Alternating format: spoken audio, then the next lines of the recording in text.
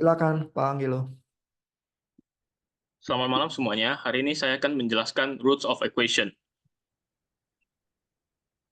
Jadi sebelumnya saya introduction tujuan-tujuan dari mencari root ini. Jadi tujuan hari ini adalah mencari akar-akar dalam sebuah equation atau fungsi, di mana x itu input, yaitu output value of 0, f itu function for computing y. Oke, jadi kita tahu sebelumnya methods of finding root conventional way atau manualnya adalah factorization, quadratic formula, dan graphing. Nah, di sini kita akan mencoba dengan metode computational technique, yaitu yang dikasih tahu oleh Dr. Jan Q. Salas. Di sini saya akan menjelaskan 3 methods. Yang pertama incremental search method, yang kedua bisection method, yang ketiga methods based on linear interpolation. Jadi dari 3 ini saya akan mencari tahu yang mana paling efisien menurut Pak Q. Salas. Oke, sebelumnya saya akan menjelaskan terlebih dahulu tentang metode tersebut. Yang pertama adalah incremental search method. Incremental search method adalah metode yang menggunakan brackets or roots of function, di mana kita mencari interval yang berubah sign-nya dari positif ke negatif. Dengan menggunakan interval set distance of delta x untuk mencari perubahan sign. Jadi mendapat root 0 yang di tengahnya. Oke, kita menggunakan rumus delta x sama dengan x2 kurang x1 dibagi 10 untuk selalu menghitung. Mungkin di sini kurang jelas, saya akan menjelaskan matematikanya. Oke, sebelumnya saya akan menjelaskan iteration, karena ini sangat penting untuk semua metode ini. Semuanya akan terlibat dengan iteration. Iteration adalah repetisi dalam suatu cycle yang outcome-nya atau hasilnya akan mempengaruhi hasil berikutnya.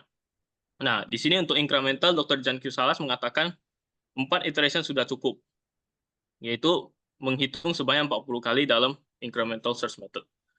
Nah, incremental search method saya menggunakan contoh fungsi x pangkat 3 dikurang 15 x kuadrat tambah 5. Nah, di sini kita tahu titik di mana y itu sama dengan 0 itu 0,589. Tapi bagaimana kita mendapat nilai itu? Pertama, kita membatasi x1 dan x2. Nah, di sini menggunakan rumus ini, 1 dikurang 0 dibagi 10 mendapat 0,1. Itu menjadi perbedaan kita. Delta x itu perbedaan setiap perhitungan. Jadi di sini, karena dibatasi oleh 0 sampai 1, maka metode ini menghitung dari 0 sampai 1 dengan perbedaan 0,1. Jadi contohnya di sini 1, jika x1, maka hasilnya min 9. Jika 0,9, min. Masih min, 0,8 masih min, sampai 0,6. 0,6 min 0,814, dan selanjutnya 0,5 udah jadi positif sign-nya. Jadi maka kita dapat interval pertama, yaitu dalam iteration pertama, intervalnya adalah 0,5 dan 0,6. Selanjutnya, repetition kedua.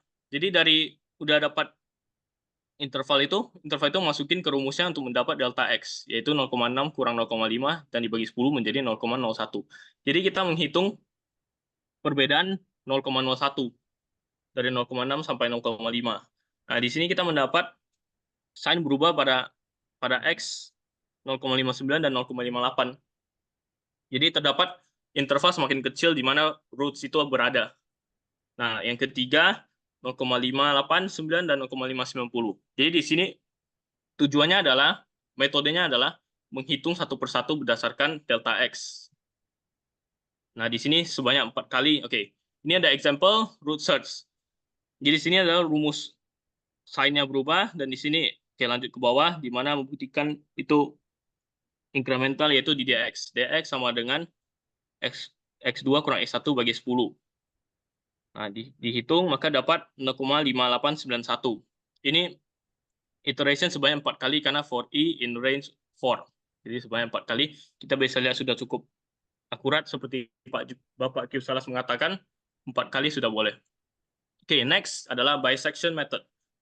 Jadi, bisection method pertama-tamanya mencari perbedaan sign juga, yaitu FA dan FB, contohnya di sini, di mana sign-nya berubah dari positif menjadi negatif. Oke, selanjutnya beda nih. Selanjutnya metodenya menggunakan, di sini mengatakan halving the interval until it becomes sufficiently small, yaitu bagi x menambahkan X1 tambah X2 dan dibagi. Dan yang dibagi itu menjadi interval barunya. Oke, next. Oke, ini saya mengatakan di mana X3 sama dengan setengah kali X1 tambah X2. If X2 is negatif Fx, nilai Fx-nya negatif, maka, sorry, if positif XX, positif Fx, maka replace X1. Kalau negatif, replace X2. Nah, repeat terus sampai mendapat nilai yang akurat. Oke, metode ini saya menggunakan fungsi yang sama dengan rumus yang berbeda. Jadi pertama kita mendapatkan perbedaan sign-nya pada 0,5 dan 0,6. Selanjutnya kita masukin rumus ini, mendapat X3 sama dengan 0,55, yaitu half dari interval tadi. Di mana kita masukin input ke dalam fungsinya dan mendapat nilai positif, yaitu 0,628.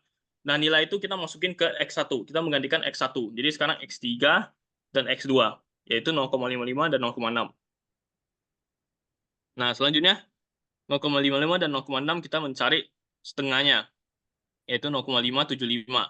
Dengan memasuki, kita tetap mendapatkan nilai positif, yaitu tetap masih di awal, menggantikan yang pertama, 0,575, selanjutnya bagi 2, 0,575 sama 0,6 dibagi 2 menjadi 0,5875. Kita masukin karena nilainya tetap positif, jadi tetap menggantikan yang pertama. Selanjutnya, bagi duanya interval ini, bagi duanya yaitu 0,59375, dan itu adalah negatif nilainya. Jadi menggantikan yang belakang. Jadi proses repetition ini selalu berulang-ulang sampai mendapat nilai yang akurat. Oke, example-nya ini yaitu fungsinya x pangkat 3 min 15x kuadrat tambah 5. Menggunakan ini rumusnya, x3 sama dengan 0,5 kali x1 tambah x2. Nah, menggantikan x3. Nah, x3 di sini ada if-nya, dan menggantikan tandanya, mengganti interval barunya. Ini buktikannya, dan saya mencari iteration-nya berapa banyak ini. Jadi ini iteration, seperti yang dikatakan, metode ini membutuhkan 14 iteration untuk menyelesaikannya. Oke, ini ada grafiknya, kita bisa lihat seberapa akuratnya. Ini saya contohin example fungsi berikut lainnya. X pangkat 3 min 12x kuadrat tambah 2x tambah 1. Dan di sini kita bisa lihat 0,392. Menggunakan rumus ini mendapat 0,392 dan terbukti bisa digunakan. Next adalah method based on linear interpolation. Linear interpolation terdapat metode yang dinamakan false position method, also known as the regular falsi method, adalah numerical technique used to find the roots, menggunakan root, yaitu gabungan dari second method dan bisection method. Jadi pertama tetap mencari perbedaan sign, yaitu FA dan FB. Nah, jadi di sini false position method itu menarik garis dari titik FA dan FB itu. Terdapat garis, dan terdapat garis yang melewati 0. Nah, di sini kita tahu bahwa garis ini ada slope-nya adalah M sama dengan delta Y per delta X. M1 sama dengan M2 karena M1 dan M2 melewati slope yang sama gitu. Nah, menggunakan second method, yaitu FB dikurang F dalam kurung B dikurang F dalam kurung A dibagi B kurang A. Sama dengan FC dikurang FB, FC dikurang FB dibagi C kurang B. Nah, di sini karena FC-nya kita tahu adalah 0, maka FC digantikan jadi 0. Dan dikali silang, maka mendapat C sama dengan B dikurang F dalam kurung B kali B kurang A per FB kurang FA. Nah, jadi rumus ini digunakan untuk masukin ke dalam Python. What happened after we got the value C? Jika FC sama dengan 0, then C adalah root-nya. Jadi selesai gitu. Nah, apabila kalau C-nya belum, maka menggunakan method bisection tadi, di mana positif menggantikan X1 dan negatif FC menggantikan X2. Sehingga mengulangi repetition ini, repeat the iteration sampai mendapat nilai yang akurat.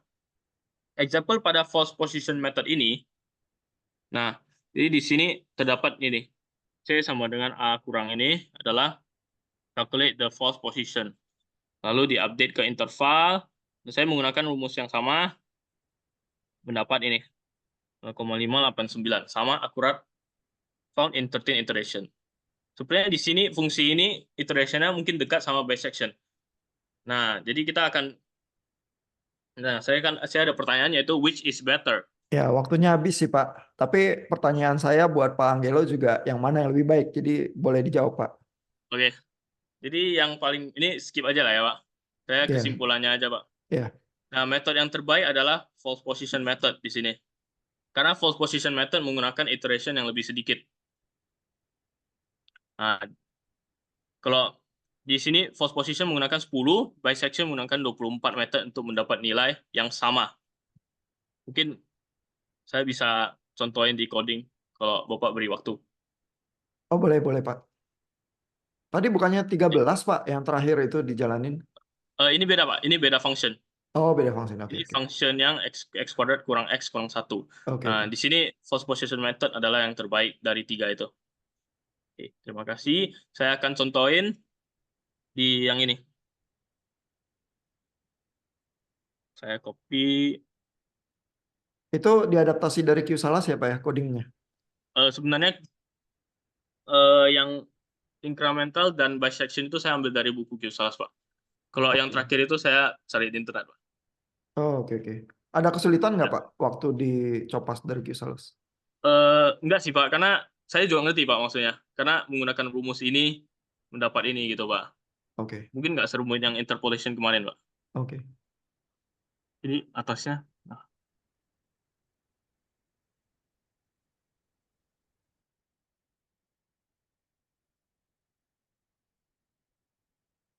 Oh, ke ini ya, share screen-nya dicopot dulu, Pak, terus dipindahin. oh,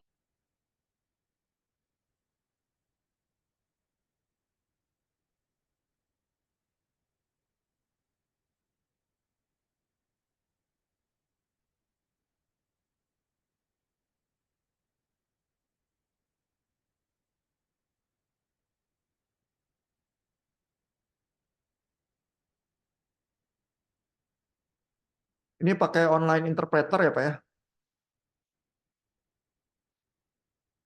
Masih mute, Pak. saya menggunakan online GDB karena belum perlu plotting, Pak. Oh iya, iya, iya. Oke.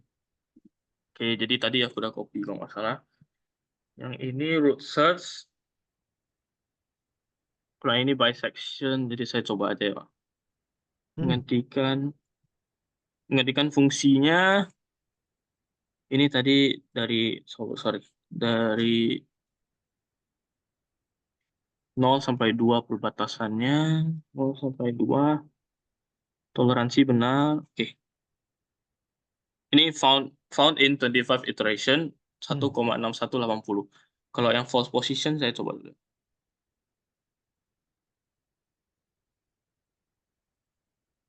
Sini found in 9 iteration. Rootnya 1,6180.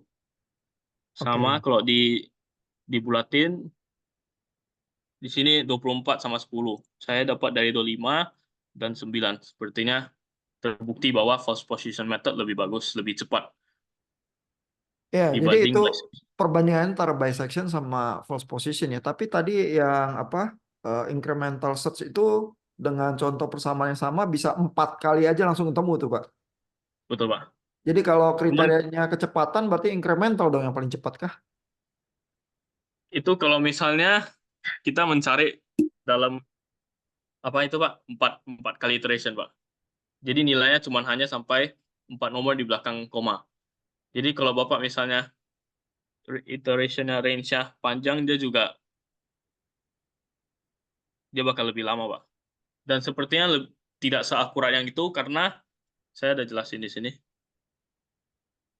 Karena jika increment-nya terlalu kecil, jadi lebih lambat untuk menghitung. Jika increment-nya lebih besar, maka bakal nge-miss root pada yang tepatnya gitu, Pak.